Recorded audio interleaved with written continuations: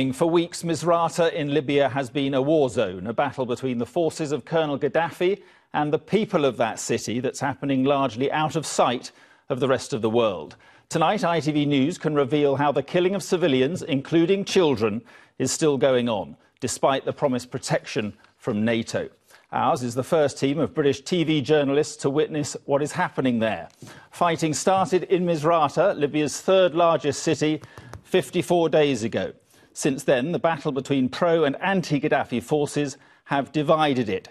The opposition control the north and east, Gaddafi's forces the west. Our report shows a city under siege, where one human rights group puts the number of dead at 300. It shows street-by-street fighting, which NATO forces are unable to prevent, and it culminates in the death of a young boy playing innocently in a garden.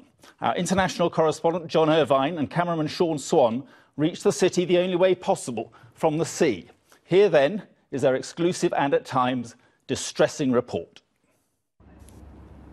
As we neared the Libyan coast, we were relieved to have got the attention of 2 NATO warships, for while we were also on a trawler, we weren't here to catch fish. Instead, we were on a lonely run into the almost deserted port of Misrata, a city under siege and accessible only from the sea. As food and water supplies were received by welcoming arms, several volunteer doctors quietly slipped ashore, caring people for whom there's too much demand here. The centre of Misrata has become a virtual no man's land, across which the 2 sides kill and be killed. These are shattered streets, scarred by weeks of battle. It's important to remember that while this place is being attacked by an army, it's not being defended by one. Instead, the resistance here comprises ordinary people who've forgotten the day job and picked up weapons to fight for their freedom. He's keeping an eye out for Gaddafi snipers who've infiltrated this part of Misrata. The rebels have learned fast. They use this dummy to get the snipers to give away their positions. The bullet holes in the foam head point to an accurate enemy. This street is the outer limit of rebel-held Misrata. About 500 yards down this side street are pro-Gaddafi forces. The 2 sides have been in these positions for about a month now, so the defenders of the city are holding their own. The rebels wanted to show us one of the high buildings under their control.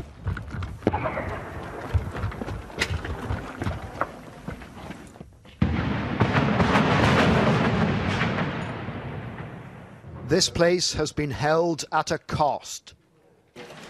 The fighters insisted we crawl under the windows as they took us to their positions. This man owns a clothes shop. He says he's also a good shot. This young man normally studies engineering at university, but right now he's learning to fire a prized RPG. 2 months. And over here, please. What age are you? 22 years old. You're 22? Yeah. And you're used to this now? Yeah. Right, okay. You'll use to this also. Why are you fighting here? Because we are fighting for our own rights. We are fighting for freedom. We cannot let them take everything here. They destroyed everything. They destroyed houses, they raped women, they cut the children, they do everything. So we cannot let them do this.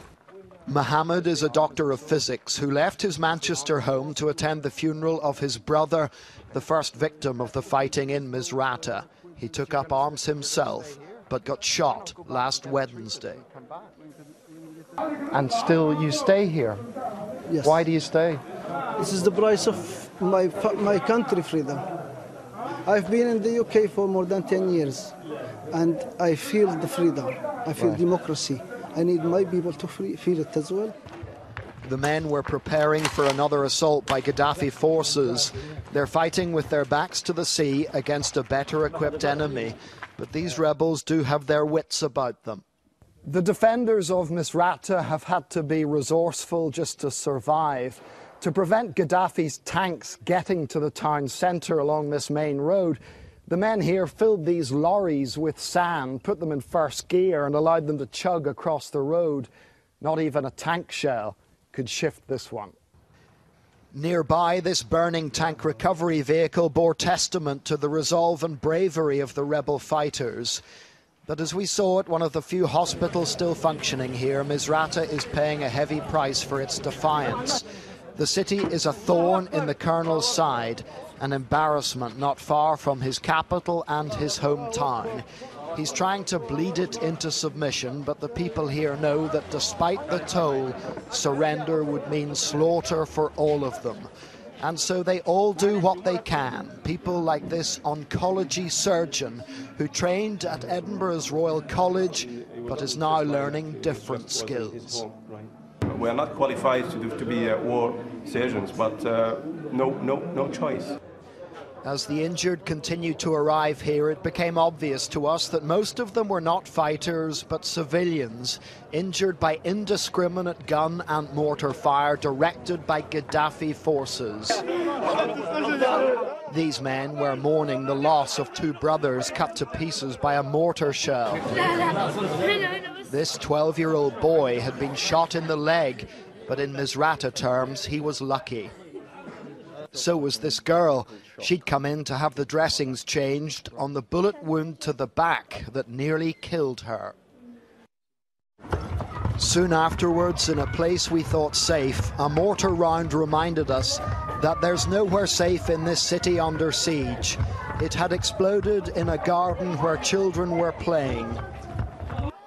The little boy looked confused. His father was quick to wrap him in a blanket, hiding the horrendous wounds to his back and spine. They were injuries that he would not survive. A second boy had also been cut down. His father did what any father would do and began the dash to hospital, where the child was saved. Incidentally, during the filming of this report, we didn't see or hear a single NATO warplane. John Irvine, ITV News, Misrata, Libya.